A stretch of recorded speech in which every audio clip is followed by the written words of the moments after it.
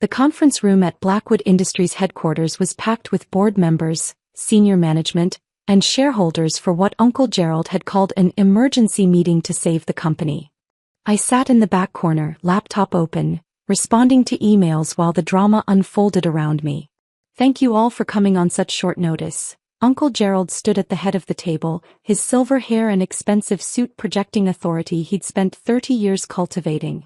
"We're here to discuss the future direction of Blackwood Industries and to vote on critical measures that will ensure the company's survival." I glanced up briefly, then returned to my screen. My cousin's wedding invitation needed a response, and I was trying to figure out dates. "As most of you know," Uncle Gerald continued, "Blackwood Industries has been family-owned for 60 years. My father, David Blackwood, built this company from nothing. When he passed away 8 years ago, he distributed shares among family members. Today I hold 31% of the company. My sister Patricia holds 18%. My brother Martin holds 22%. Combined with shares held by cousins and extended family, we represent the true legacy of this company." The room murmured agreement. Uncle Gerald had always been good at rallying people.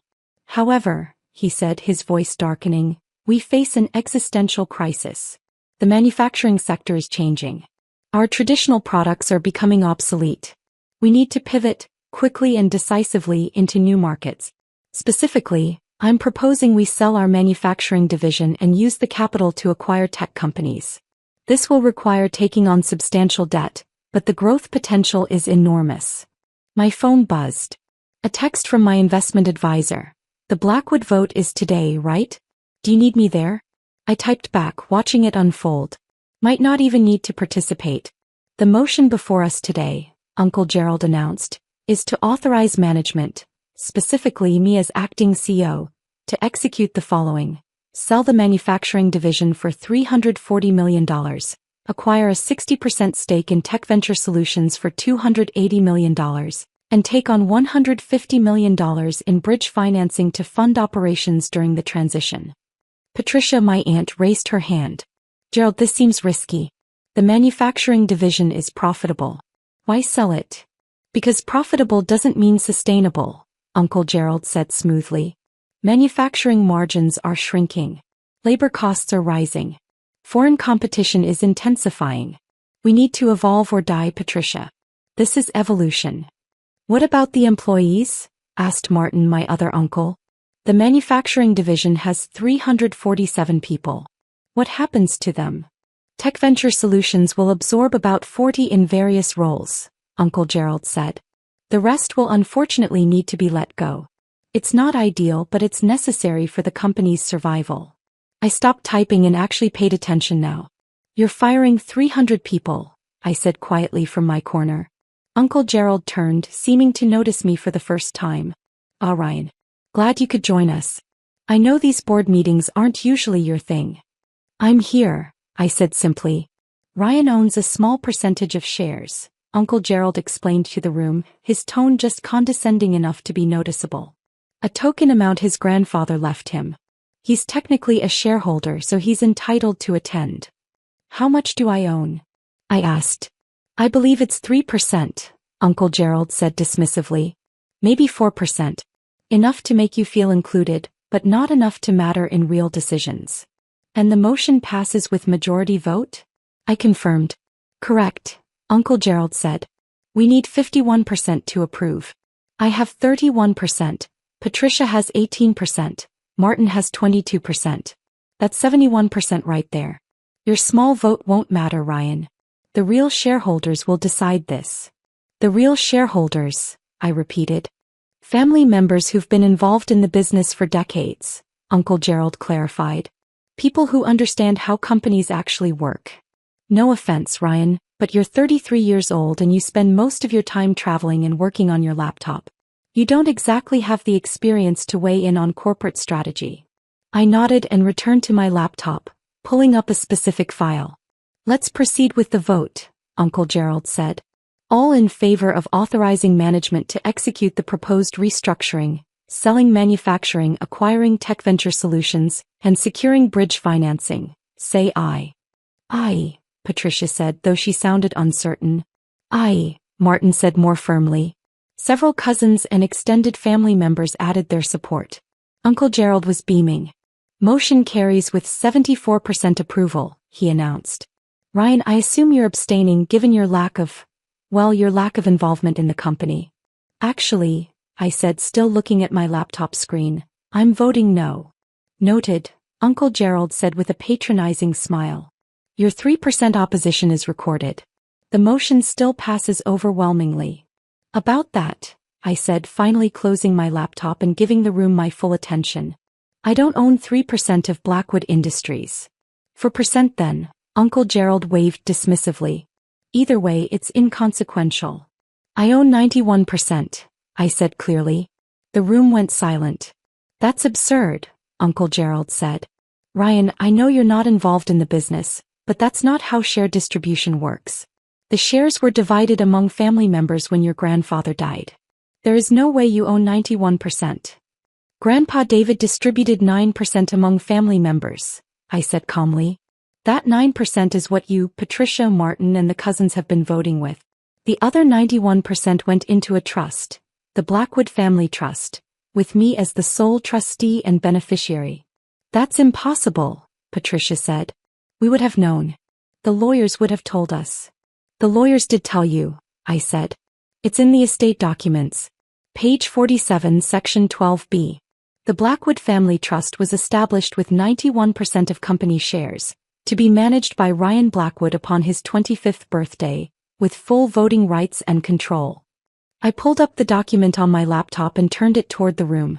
Several people leaned in to read. "I don't understand," Martin said slowly. "Why would Dad do that?" "Because he knew Uncle Gerald would do exactly this," I said simply. "Grandpa spent 60 years building a manufacturing company that employed hundreds of people. He knew Gerald would want to pivot into sexier industries the moment he got control. So he made sure Gerald would never have control." "This is a coup." Uncle Gerald's face had gone red. "You're staging a hostile takeover of the family company." "It's not a takeover," I corrected. "It's been my company for 8 years. Since I turned 25. You've just been operating under the assumption that the 9% you collectively hold was the majority. It never was."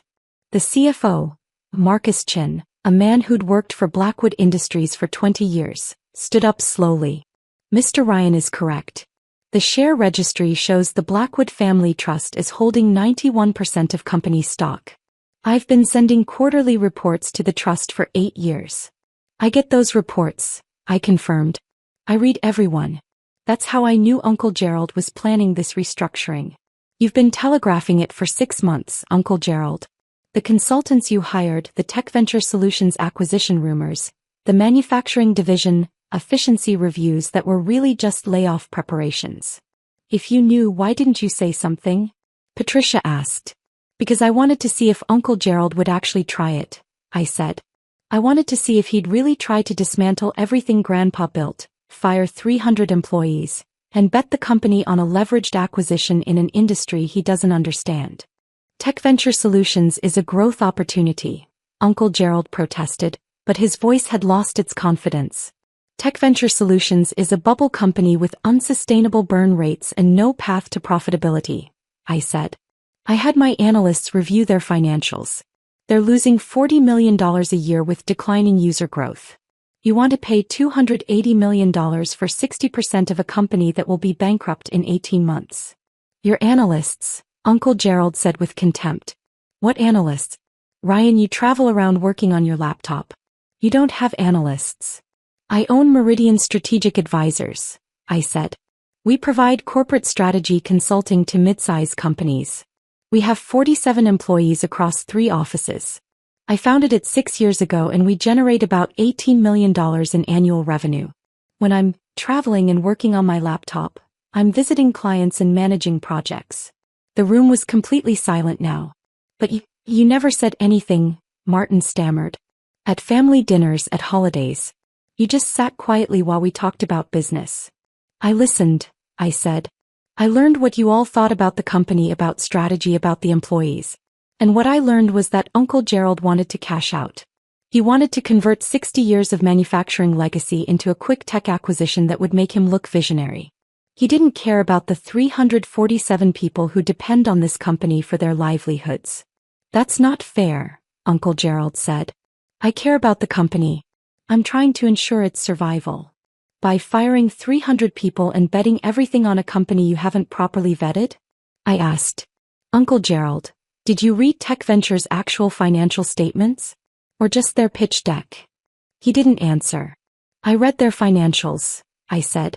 Every line item, every footnote, every risk disclosure. Their revenue is declining. Their customer acquisition costs are skyrocketing. Their largest clients are reducing their contracts. They have 18 months of runway at current burn rates, and no realistic path to break even. You want to pay $280 million for that? The consultant said. Uncle Gerald started. The consultants get paid whether the acquisition succeeds or fails, I interrupted. They have no skin in the game.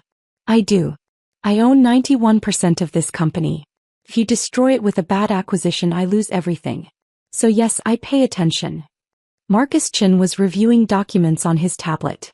Mr. Ryan, as the controlling shareholder and trustee of the Blackwood Family Trust, you have the authority to veto any major corporate actions, including this proposed restructuring. I know, I said. So you veto it? Marcus asked. I veto the acquisition and the financing, I said. But not the manufacturing sale.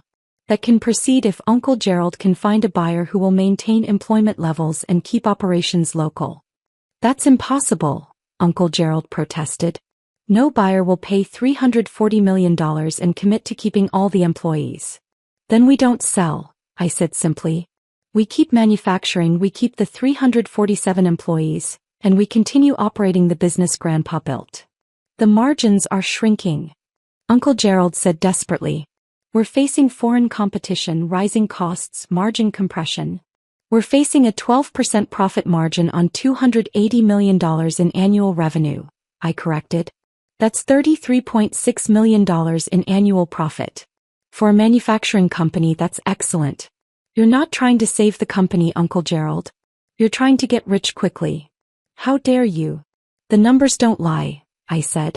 Manufacturing is stable and profitable. Tech Venture is a disaster waiting to happen. If you want to diversify, we can do it slowly and carefully. But we're not betting the company on a leveraged acquisition that will probably fail. Patricia looked stricken. Ryan, I voted for Gerald's plan. I didn't know. I'm so sorry. You voted for it because you trusted him, I said. That's natural. He's your brother. He's been in business for 30 years. But trust doesn't override due diligence. What happens now? Martin asked quietly. Now we operate the company properly, I said. Marcus, I want a full strategic review of operations. Not from external consultants, from our own management team.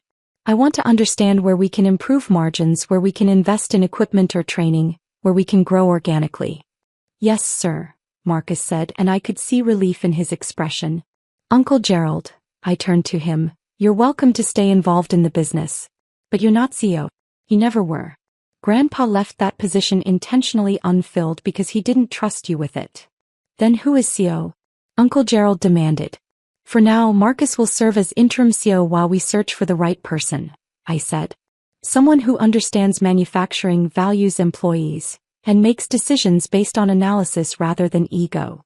You can't do this, Uncle Gerald said, but his voice lacked conviction. I already have, I said. Marcus, please record in the meeting minutes that the controlling shareholder, the Blackwood Family Trust, vetoes the proposed restructuring. The motion fails. Recorded, Marcus said, typing quickly. Furthermore, I continued, I'm calling a special meeting of the board for 2 weeks from today. At that meeting, we'll discuss proper governance structures, transparent communication with all shareholders, and strategic planning that actually serves the company's long-term interests. You're staging a takeover, Uncle Gerald repeated. It's not a takeover when you already own the company, I said. It's called exercising ownership rights. Something I should have done years ago, but I wanted to give you the benefit of the doubt. I thought maybe you'd grown, matured, learned to value the company for what it is. Instead, you tried to dismantle it. I was trying to save it. Uncle Gerald shouted. By destroying it first? I asked. Uncle Gerald, manufacturing margins might be shrinking, but they're still profitable. You know what has zero margin? A bankrupt tech acquisition that burns through all our capital in 18 months. You don't know that tech venture will fail, he protested. Neither do you know it will succeed, I countered. But I've done the analysis, read the financials, talked to industry experts. The odds of failure are approximately 75%. Would you bet $280 million of the company's capital on a 25% chance of success? He didn't answer. I wouldn't, I said. And since I control 91% of the company, my vote is the one that matters. I stood, gathering my laptop. Marcus, send me the strategic review parameters by end of week. I'll review and provide feedback. Patricia, Martin, we should have dinner soon. Away from the office. We need to rebuild family trust that this meeting has damaged. Where are you going? Patricia asked. I have a client meeting in Boston tomorrow, I said. Meridian Strategic is consulting on a manufacturing optimization project. Should be relevant to our own operations actually. You're just leaving? Uncle Gerald asked incredulously. The emergency is over, I said. You called this meeting to push through a destructive acquisition. I vetoed it. Now we return to normal operations while Marcus conducts the strategic review. What else is there to discuss? Everything. Uncle Gerald gestured wildly. You can't just drop a bomb like this and walk away. I didn't drop a bomb, I said. I exercised my voting rights as controlling shareholder. Something I've had the right to do for 8 years. You're the one who's surprised because you never bothered to actually read the estate documents. We trusted the lawyers, Martin said weakly. The lawyers did their job, I said. They distributed shares according to Grandpa's wishes. They established the trust properly. They filed all the paperwork. What they couldn't do was force you to read it. I moved toward the door, then paused. One more thing. The 347 manufacturing employees, they're not disposable assets. They're people with families and mortgages and lives built around this company. Grandpa understood that. He built Blackwood Industries on the principle that a company's first responsibility is to its people. That's why he left control to me, because he knew I understood that too. How would he know that? Uncle Gerald challenged. You were 25 when he died. Barely out of college. What did you know about running a company? More than you think, I said. I spent every summer of college working in the manufacturing plant. Different position each summer. Line work, quality control, logistics, scheduling. I ate lunch with the workers, learned their names, understood their jobs. Grandpa said if I was going to own the company someday, I needed to understand it from the ground up. He was grooming you, Patricia said with sudden understanding. Even back then. He was teaching me, I corrected. Teaching me that companies aren't just assets on a balance sheet. They're communities. And you don't destroy communities for a 25% chance at higher returns. I left the conference room and walked toward the elevator. Behind me, I could hear the chaos of shocked conversations, raised voices, confusion. Marcus caught up with me at the elevator. Mr. Ryan, thank you. If you hadn't intervened, 300 people would have lost their jobs. It's just Ryan, I said. And I wasn't intervening. I was protecting an asset I own. There's a difference. Still, Marcus said. They would have suffered. Their families would have suffered. I know, I said quietly. That's why I couldn't let it happen. The elevator arrived. As the doors closed, I saw Uncle Gerald emerge from the conference room, his face red with anger and humiliation. Good, I thought. He needed to feel that. Needed to understand that consequences exist. Needed to learn that being loud and confident doesn't make you right. The next 2 weeks were chaotic. Uncle Gerald tried to rally family members against me, claiming I was too young, too inexperienced, too disconnected from the business to be trusted with control. He travels constantly, Uncle Gerald told anyone who would listen. Works on his laptop from coffee shops. He's not a real businessman. He's going to run Blackwood Industries into the ground. But the numbers didn't support his narrative. When Marcus completed the strategic review, it showed that manufacturing was stable, profitable, and actually positioned to grow if we invested in modern equipment and expanded our product line. More importantly, when extended family members started actually reading the estate documents, finally, they realized that Grandpa David had been explicit about his reasoning. I found the key passage and emailed it to everyone. I leave controlling interest in Blackwood Industries to my grandson Ryan because he understands what I've spent 60 years trying to teach this family. That a company's worth is measured not in its stock price or its acquisition potential, but in the lives it sustains and the community it serves. Gerald will want to sell. Patricia will want to play it safe. Martin will want to expand too quickly. But Ryan understands that slow, steady growth that protects employees is worth more than risky ventures that might make us rich or might destroy everything we've built. After that email circulated, the family opposition quieted. Not everyone agreed with Grandpa's decision, but they couldn't argue with his explicit wishes. I had dinner with Patricia and Martin 2 weeks after the emergency meeting as promised. "I'm sorry," Patricia said immediately. "Ryan, I should have questioned Gerald more closely. Should have asked for the actual financial analysis instead of trusting his presentation." "You trusted your brother," I said. "That's not wrong. But trust should be accompanied by verification, especially when 300 jobs are at stake." "Why didn't you tell us?" Martin asked. "About the trust, about your ownership. We could have been working together all these years." "Could we?" I asked. "Martin, at last year's Christmas dinner, you mocked my laptop lifestyle and said I needed to get a real job. Patricia, you told your friends I was the struggling consultant in the family. Uncle Gerald has called me inexperienced, disconnected, and naive at various family gatherings for 8 years. Would you really have worked with me?" They were silent.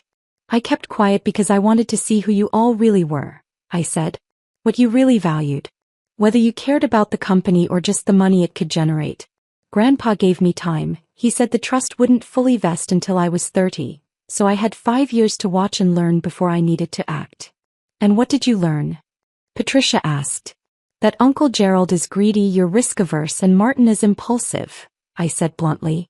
"But also that you all care about the family, even if you don't always understand what's best for it. That's why I'm not cutting you out. You'll remain shareholders. You'll receive dividends. You'll be consulted on major decisions. But the final authority rests with the trust. With me, because that's how Grandpa designed it." "And Meridian Strategic Advisors?" Martin asked. "That's really your company?" "Really mine," I confirmed. "Founded it 6 years ago with $100,000 I saved from working in the plant during college. Grew it to 47 employees and $18 million in revenue. We specialize in helping mid-size manufacturers optimize operations." Seemed relevant to my eventual role at Blackwood. "You've been preparing for this your entire adult life," Patricia said with something like awe. "Grandpa told me at 20 that I'd eventually control the company," I said. "He gave me a roadmap. Work in the plant to understand operations, start my own business to understand entrepreneurship, build expertise in manufacturing optimization to understand the industry." I followed the roadmap. "What about Uncle Gerald?" Martin asked. "What happens to him?" "That's up to him," I said. "He can stay involved in a reduced capacity, consulting on business development or strategy. But he's not making unilateral decisions anymore. Not after trying to push through a $280 million acquisition he hadn't properly vetted." "He's humiliated," Patricia said. "The whole family knows he tried to override you and failed." "He humiliated himself," I corrected. "I just declined to be complicit in a bad decision." Marcus's strategic review was completed 4 weeks after the emergency meeting. His recommendations were practical and achievable. Invest $12 million in modern manufacturing equipment to improve efficiency by 18%. Expand the product line into adjacent markets with existing machinery. Increase quality control standards to reduce defects by 40%. Implement employee training programs to improve skills and reduce turnover. Establish a modest R&D budget to develop proprietary processes. Total investment, $18 million. Expected return, $8 million in additional annual profit within 3 years. No debt required. No employees fired. No risky acquisitions. I approved all recommendations. Uncle Gerald attended the board meeting where we discussed the strategic review, but he sat in the back and said nothing. His earlier confidence had evaporated, replaced by barely concealed resentment. After the meeting, he approached me in the parking lot. "You made me look like a fool," he said. You made yourself look like a fool, I corrected. I just prevented you from destroying the company in the process.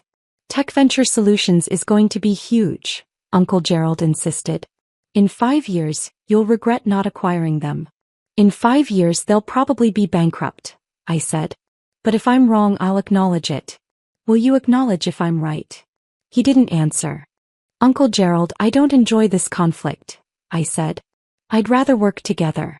But that requires you accepting reality, that I control this company, that my decisions are final, and that I'm not going to rubber stamp risky acquisitions just because you're enthusiastic about them.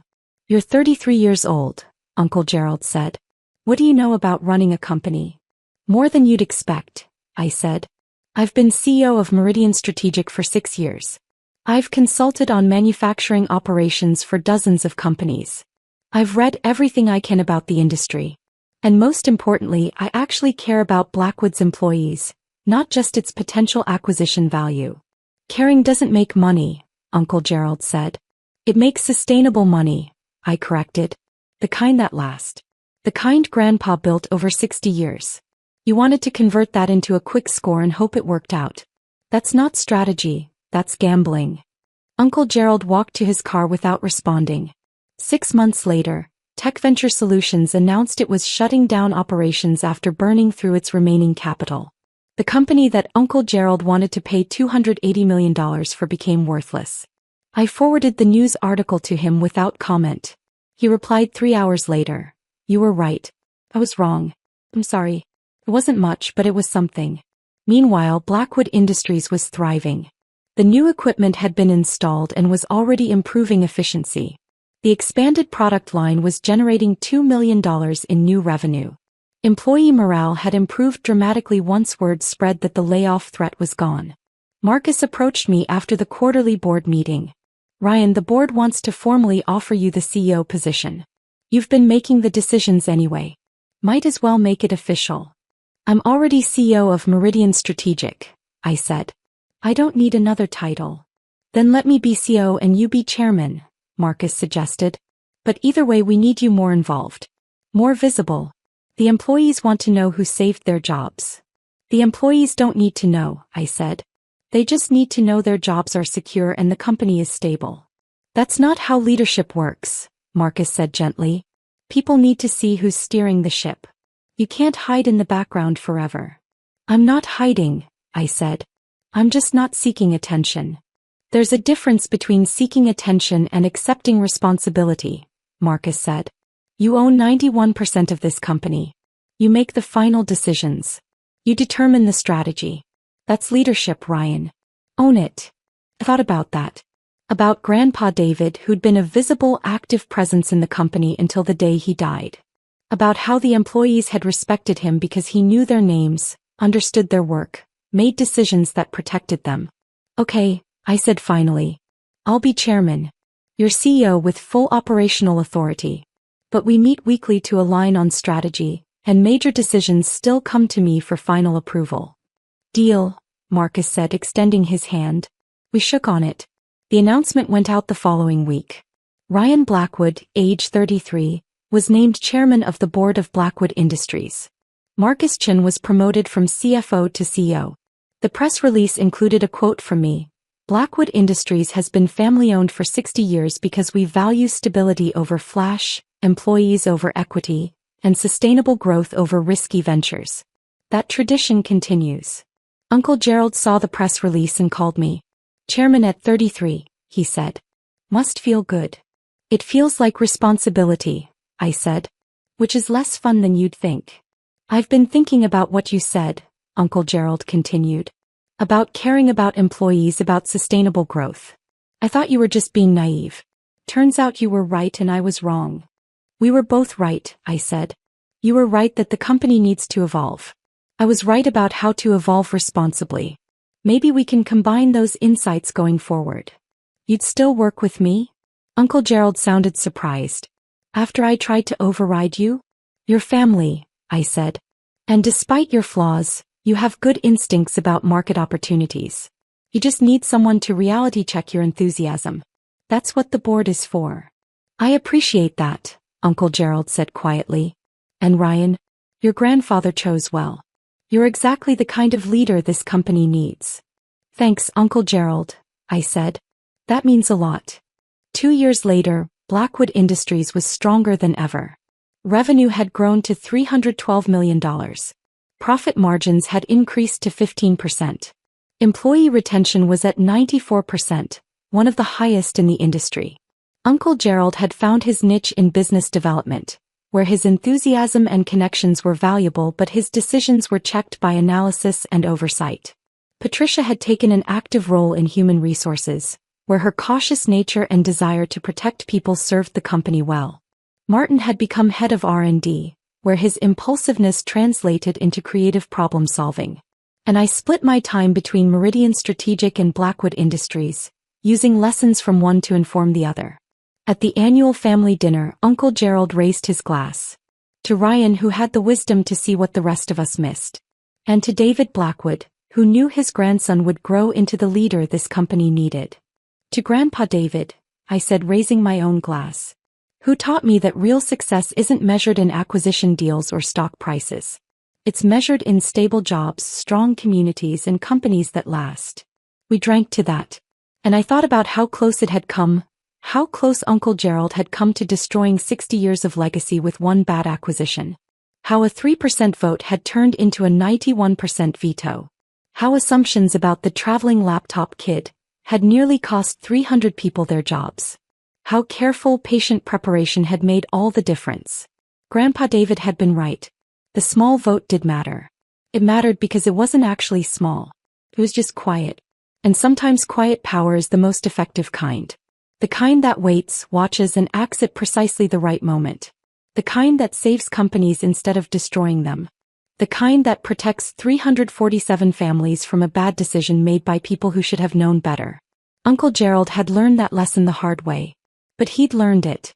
And that was worth something.